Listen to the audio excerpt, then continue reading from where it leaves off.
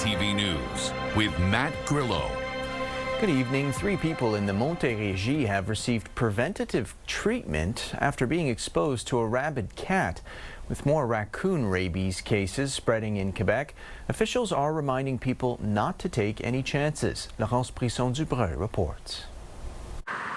About 80 kilometers southeast of Montreal, life is usually quiet in Garmanchester. But for Mary Elizabeth Doyle, July 16 was quite the opposite. Out of nowhere, this cat lunged at me, latched onto my left leg, bit and scratched. When Doyle tried to pull the cat away, it bit her hand too. So I had stitches like from here to there. After calling 911, an ambulance arrived. But before the cat was captured, she says it bit one of the paramedics as well. Both received emergency treatment. A week later, test results confirmed the cat had rabies. 3 people were ultimately treated for possible exposure. Quebec's Agricultural Ministry says it is the province's first recorded case of raccoon rabies in a cat. And the disease is spreading in growing numbers among wildlife. The province confirmed 118 cases of raccoon rabies so far this year, compared with 93 during all of last year. Infectious disease expert Dr. Michael Libman says that even if cats and dogs rarely catch rabies, he still urges caution. Don't approach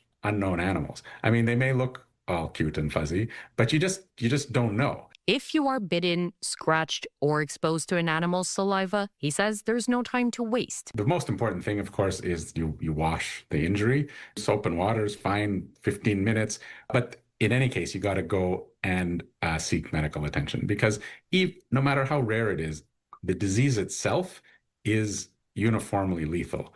And there is no treatment. Montérégie Public Health tells CTV News the preventative treatment given after exposure is nearly 100% effective at stopping the disease from developing.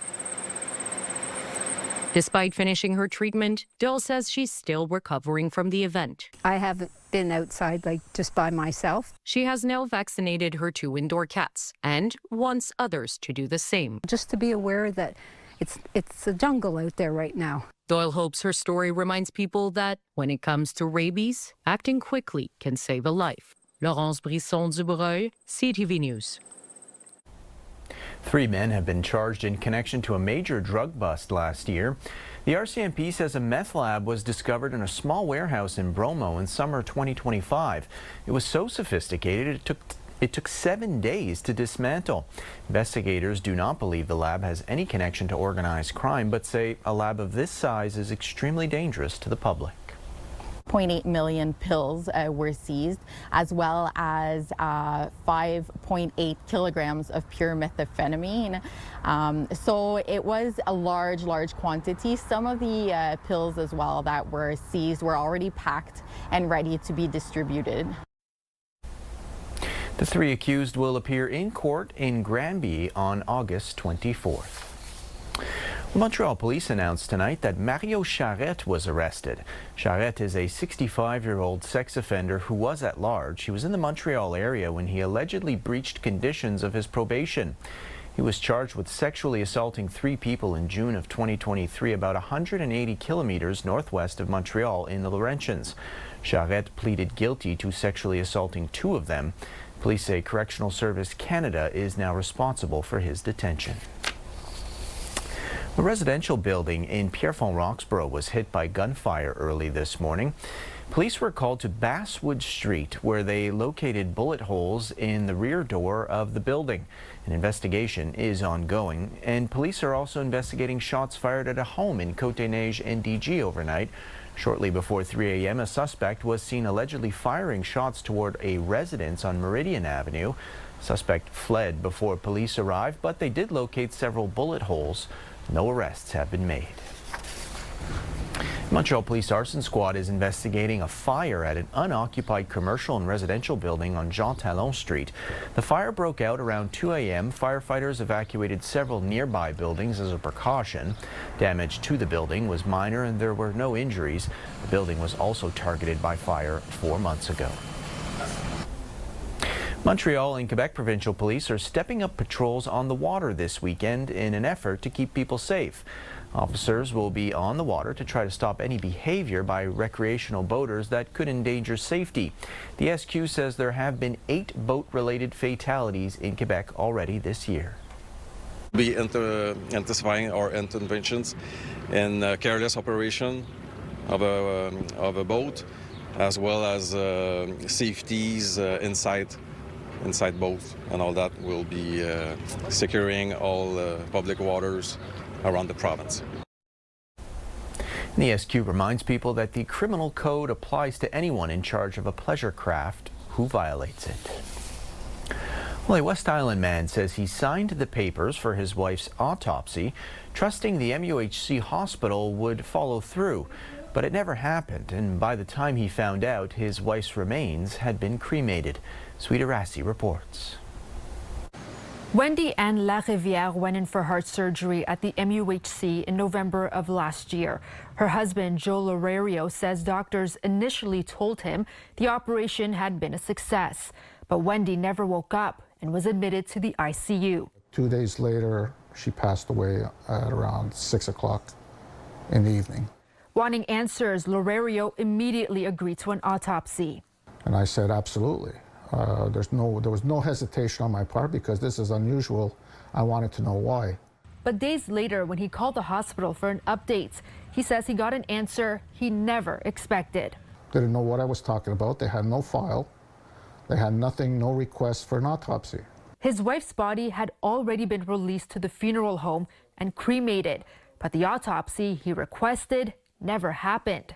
I was devastated. Looking for answers, Lorario filed a complaint with the hospital's ombudsman. The 5-page report concluded the missed autopsy came down to human error. It found the process relied on a manual system and not a digital one. The ombudsman flagged similar concerns back in 2020. The report says a digital overhaul is currently under study. In a statement to CTV News, the MUHC did not provide details of the case for privacy reasons, but it did say this year it developed written guidelines for families, and it's also reviewing and updating its policy on how it releases a deceased person. Still, Lorario isn't convinced. He says the lost autopsy means his family will never know what caused Wendy's death or whether she had any underlying conditions their son and grandson should have known about. After 36 years of marriage, what weighs on him the most is the guilt. And to this day, I still feel a sense of, I didn't do enough. I'm sorry. Sweeta Rassi, CTV News. It's been 50 years since the Montreal Olympic Games, and some medalists are coming back for a visit. Exactly 50 years ago today, Canadian high jumper Greg Joy was 20 years old and competing in the pouring rain. He won a silver medal on the final full day of competition and went on to carry the Canadian flag during the game's closing ceremonies. The stadium had 72,000 people and it went totally silent for my jump. And I remember the looking back on the TV commentators, they said you can hear the marathoners splashing up the track. That's how quiet it was. And as soon as I went over, the whole place went nuts. And you don't get that every day. So it was a pretty amazing experience. Thomas Bach is now the honorary president of the International Olympic Committee. In 1976, he was an Olympic fencing champion who earned a gold medal with the German foil fencing team. Current and future fencing champions paid homage to the man who inspired many. It was extremely emotional, brought back many fond memories, but also a little bit sad one because I saw my best friend in the team who has passed away in the meantime, and to see him again and to remember with him this very special moment made it even more emotional. And we'll have more on special events planned for the 50th anniversary later in the newscast. Today is the first day of Montreal Pride. There are events and parties scheduled over the next 10 days, culminating with the Pride Parade next Sunday. It's the 20th edition, but also, after Berlin and all the international context, I think it reminds us that we have to be very united. united in our community and celebrate the community. I think we have to be here to celebrate. So I think, yeah, we expect more people because it reminds us that it's not done yet. This morning there was a ceremonial flag raising outside the Montreal Police headquarters. The Pride flag was raised and will fly for the duration of Pride festivities. Today we're raising the inclusive flag to start the 2026 Pride festivities. We're doing this gesture to show our support for all communities, especially the sexual and gender diversity community. Montreal is looking for feedback from residents about some of the city's major bike lanes. The online surveys ask about 4 bike lanes, one along Meilleur Street in Ahuntsic-Cartierville, another on Rachel Street in the Plateau, as well as the path on Côte-Sainte-Catherine in Outremont and the one on De la Commune in Ville-Marie. Executive Committee member Alan D'Souza says the focus on those 4 paths doesn't mean the city will stop monitoring other bike paths. The question of public security is important to us. It's one that we hold close to heart. We subscribe to the principles of Vision Zero. We would not like to see anyone lose their lives, and we don't want to see any more people hurt or wounded in any accidents. So it's a continual effort. The 4 paths that we have chosen, we believe will give us solutions that we can apply elsewhere. And D'Souza says results of the questionnaire will be compiled and announced in the fall. Still to come, plenty to do this weekend in the city, including Osheaga. We check in with Chris Bumbray after the break. Well, if you're looking for things to do this weekend, there is a lot going on in the city. To kick things off, Osheaga is back. The 3-day music festival starts today at Parc Jean Drapeau.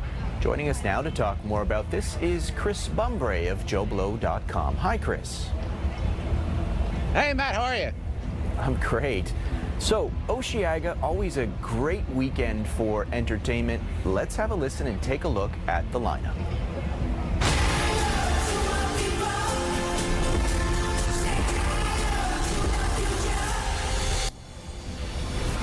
So some big names. Chris, tell us, who are you looking forward to?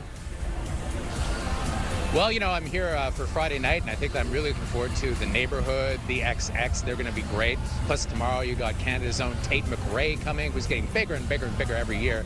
And then, of course, there's Lord on Sunday night. But, you know, the great thing about Osheaga is that you can just come, walk around, go to any stage that's playing music, and you're going to find something amazing. I mean, just look how many people there are, and it's only Friday afternoon. It is crazy. It is sold out tomorrow, sold out on Sunday. I'm happy to see Osheaga doing so well after all these years. Yeah, it's always a big event in the summer in the city. No shortage of performers. You just spoke about some of them. Osheaga does really seem like a great opportunity for people to learn about some new music and some artists. Yeah, you know, that's what I've always done when I've come here. I've always just taken a look at the, you know, what was playing and taken a chance on whatever band I thought sounded interesting. I mean, I've seen so many different kinds of acts here, everything from metal to pop to, you know, to contemporary stuff, even a little bit of country. I mean, no matter what your tastes are, they got everything at Osheaga. I would say just pick a band out of random, out of the blue, and go, you know, take a chance. You're bound to see something that will become a new favorite. And I think if you play at Osheaga, I mean, that really puts you on the map in a pretty big way. Yeah, sounds like a lot of fun. For those looking to stay indoors this weekend, Spider-Man Brand New Day opens across the city. Let's have a look. Hi, my name is Peter Parker. I have something to tell you that's gonna sound crazy, but it's the truth. You're the Spider-Man. Can't tell anybody about this. You gotta keep it a secret. So what can people expect with this one, Chris? A lot of money, because this movie already, believe it or not, Matt, has set an opening record for the most amount of money ever made in a preview night, and it's looking like it's going to be the biggest opening weekend of all time. I saw it the other day. If you like Spider-Man movies, this is terrific. It's really well done. I mean, I didn't think they could possibly improve on the last one. Of course, No Way Home was the one that teamed up all the different Spider-Men, Tobey Maguire, Andrew Garfield, Tom Holland. That doesn't happen here, but he does team up with John Bernthal's The Punisher, plus Mark Ruffalo's The Incredible Hulk is in the movie. I had a blast from start to finish. And surprisingly, it's a bit more of a mature Spider-Man movie than you might be used to in the past because, you know, Tom Holland, he's 30 years old now. He's not a teenage Spider-Man anymore, and they have a good time with that. Also, Zendaya is back as MJ, always terrific. I'm happy to see that these movies continue to do so well. Tom Holland, I think, is probably the definitive screen Spider-Man, and I think if you're a fan, even just a casual fan of superhero movies, I think you should go see it this weekend. You'll have a great time. We've got about 30 seconds left. Finally, 50th anniversary celebration of the 76 Olympics, and the queen of the games will be there. That's right, Nadia Comaneci. She's going to be at the Olympic Park on tomorrow night, actually. There's going to be bands, there's going to be music, there's going to be a circus troupe, and it's also Nadia Day. So if you happen to be named Nadia and you want to come and meet the queen of Nadias, Nadia Comaneci, tomorrow is the perfect day because so many people were named Nadia after her, after she scored that perfect 10 in the Olympics. Now's their chance to meet the person that gave her the name. I mean, Nadia became super popular after the Olympics, right? Of course. Sounds like a blast. Chris, thanks so much and have a great weekend. Hey, my pleasure, Matt. Thanks for having me. As we just heard, one of Canada's biggest music festivals is underway. Osheaga kicked off this afternoon. Tickets are sold out for Saturday and Sunday. Nearly 150,000 people attended the three-day event last year. One of the performers this weekend is a local band called Museums, and they spoke with CTV ahead of their performance on Saturday. So exciting. This is the moment we've been waiting for our entire lives, you know, so, as Montrealers, right? So. Feeling like any nerves or? I did wake up a little nervous this morning maybe, but it went away, and I think we're mostly just excited. Like, we're so ready, we're so prepared for this, and yeah, it's just going to be so fun. Museums will hit the stage tomorrow at 4 o'clock. Well, you can travel back in time with a visit to Upper Canada Village. Close to the Quebec-Ontario border, it's a place to learn about history and have some fun while you're at it. Here's Peter Sperling. Teresa Corbell remembers visiting Upper Canada Village as a child. I remember the curds, the cheese curds, and I remember the bread from the bakery. I mean, that's the things kids remember, and the ice cream, of course. Memories, now a tradition with annual trips. I've been coming here since I was a little kid, and now I bring my family. The immersive living history museum and village, a popular destination. Where visitors can come experience what life was like in 1866. More than 40 preserved and reconstructed buildings come to life. Can all of you see that? It's not a static museum. You can come in, chat with the staff, and they will talk about what's significant about their building.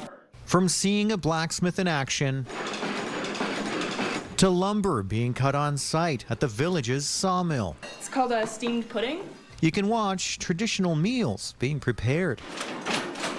The woolen mill producing blankets, yarn, and many more stops in the village to experience life along the St. Lawrence in the 1860s. Of course, a popular attraction here at the village, all of the farm animals. Piglets, horses, sheep, cows. Oh, so cute. What's it like petting a cow? Fluffy. Family-friendly fun. It's very nice. It's very cool. I think it's good for kids to be outside and know about farm animals and agriculture. An attraction for all ages. And families can also take advantage of the Canada Strong Pass. Oh, this is just a wonderful place. So much to see, so much history. Upper Canada Village is located in Morrisburg, about an hour drive southeast of Ottawa. It's just a great place to visit, to learn something about the past. Peter Sperling, CTV News. After the break, the Alouettes look to continue their hot streak against the Red Blacks. Looking to make it 5 wins in a row, the Montreal Alouettes played the Ottawa Red Blacks tonight. The Owls jumped out to a 14-3 lead at the end of the first quarter. Montreal scored both passing and rushing touchdowns. Ottawa tried to keep things close with a touchdown and field goal, but it was 24-13 for Montreal at halftime. Second half, the Alouettes would take over. Davis Alexander with another touchdown pass and a field goal in the fourth quarter would give Montreal a 34-13 victory. A national campaign is calling for Ottawa to declare February Chinese Heritage Month. The campaign was launched today in Chinatown. Organizers are calling on Canadians to sign a parliamentary petition to be tabled in the House of Commons this fall. They say it aims to recognize the contributions Chinese Canadians made in major nation-building projects and the discrimination they faced. We have been working really hard on this, and now we have a lot of people working together in all over Canada to raise voices, a great platform for people to sign for a petition to give it to the federal government, for them to recognize there's so many multicultural people, community come to supporting this. It is something that we have to carry on to the next generation to come. Organizers say February was chosen to coincide with the Lunar New Year. Well, locally grown fresh Atlantic salmon could be on Quebec grocery store shelves within years. There's a proposal for a fish farm in the Pontiac region. But as Dylan Dyson tells us, there are concerns about the possible environmental impact. Look at the price of that. Robert Menard wants to see local salmon products at the Shawville grocery store. If it can bring the price down of fish, you know, instead of buying it from way out of town or out of the country and then having to bring it in here. It's not even fresh really when you get to that. Or we could have it fresh here and it could drop the prices down. That could soon be a reality with an aquaculture salmon farm proposed to be built in Litchfield. New company Salmonix is looking to build a 5.6 hectare fish farm 15 minutes west of Shawville, capable of producing upwards of 2.8 million salmon per year. Most of the production is based in Norway, and then the second largest producers are in Chile. So instead of flying fish, 9,000 kilometers or 6,000 kilometers away, we could be producing fish here in the Outaouais. We've been on Vancouver Island for many, many years, and we ate it, and it was fine, as long as it's well regulated. Quebec's Ministry of Environment has called for 4 months of public consultations beginning August 24th, with concerns expressed over the impact to the Ottawa River. As long as it's filtered and they don't put bad stuff into it, like the guts and stuff, they could use that for fertilizer instead of throwing it in the river. Salmonix says it will pull water from the Ottawa River and can recycle 99% of the water used. This is like the 1% that we may not be able to treat as much, and all the sludge is going into a biomethanization plant and to do renewable biogas. Ministry of Environment are so heavily involved in this. If there's anything that is going to be a negative to the Ottawa River, it's not going to proceed, or that will have to be corrected before they are permitted to operate. Construction is planned to begin in Litchfield in 2028, with the project creating roughly 100 local jobs. We can certainly use the economic financials that it's going to bring to our area. There's no doubt about that, but we do have to gauge it against the environmental impact. Dylan Dyson, CTV News, the Outaouais. Weather brought to you by Gratian Scaff's 50th anniversary gift event. Get a complete second pair and sunglasses as a gift. Well, Osheaga weekend is bringing us not only a mix of artists, but also a mix of weather. Today we had a mix of sun and clouds and an expected high at 27 degrees. But it is looking like things could take a turn over the next couple of days. Here's what we're looking at for tonight. Expecting to see an overnight low of 19 along with partly cloudy skies. Now, as we move into Saturday, we are looking at a peak of sunshine, but clouds rolling in. We'll have a wake-up temperature around 21, and by afternoon, we're looking at full-on clouds in the sky. So the good news is that is expected to come along with warm weather. So we are looking at a high of 27 degrees for your Saturday afternoon. And here's what our futurecast is showing us. Those clouds moving over from the west by about midday for those of us in the southern region of Quebec. So keep that in mind. That said, looking like the better day to head to the festival if you are interested, because Sunday could bring us a significant amount of rain. So on Sunday, we could see a temperature of 24 degrees and as much as 37 millimeters coming down. You'll want to plan for that. And on Monday, we're looking at this system trailing off, leaving behind up to another 4 millimeters. So lots to keep in mind as we head into the beginning of next week as well. Good news for the middle of the week, though. On Tuesday and Wednesday, we are looking at a return to sunshine. So mainly sunny skies for Tuesday, a mix of sun and cloud on Wednesday. You may want to take that in because by Thursday and Friday, we could see some thunder showers moving in. That's it for us. For the latest news, you can listen to the Joanne Vrackus Show tomorrow morning at 6 on CJD 800. You can always head to our website as well. Have a great night and enjoy your weekend.